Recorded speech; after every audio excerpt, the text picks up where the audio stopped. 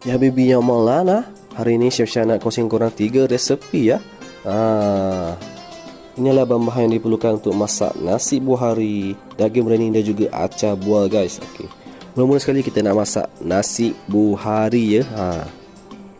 Okey, mula sekali kita perlukan jintan manis, jintan putih dan juga sedikit biji ketumbar guys. Kemudian kita memerlukan, kenapa tu Chef Syah? Kenapa tu? Kita memerlukan sedikit bawang merah, sedikit bawang putih, sedikit halia, dan nak lagi mantap lagi nasi buhari kita, kita memerlukan sedikit gajus guys. Ini adalah rahsia dia ya. Okey, bahan tersebut perlu di blender guys, tapi air jangan terlalu banyak. Lepas tu korang blender lah sampai dia lumat. Okey, untuk nasi buhari korang memerlukan ghee ataupun minyak sapi ya, tak kisah brand apa. Korang panaskanlah kuali tu sampai lagi kita tu cair. Lepas tu korang masukkanlah sehelai daun pandan, bukan sehelai lah, seikat daun pandan, seikat serai, dan juga 3 sekawan, 4 sekawan, 5 sekawan, tak kisah, yang jadi 3 sekawan. Korang tumis seketika. Kemudian korang tuanglah bahan-bahan yang dikisar tadi. Korang tumis sampai dia naik bau, tapi api jangan terlalu besar guys.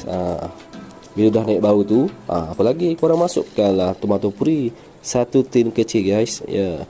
Ini ada sukatan untuk 1 kilo beras basmati. Tapi kalau korang nak pakai tomato biji pun boleh, korang blender sahaja.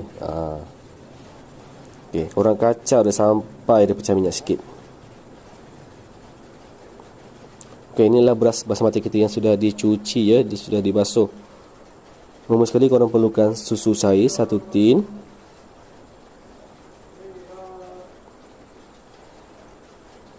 Kemudian korang masukkanlah air mengikut sukatan beras, tapi untuk basmati korang perlu lebihkan sedikit air ya.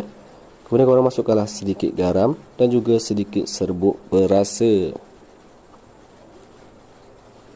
Selepas tu korang masukkanlah bahan-bahan yang ditumis tadi tu, nampak tu.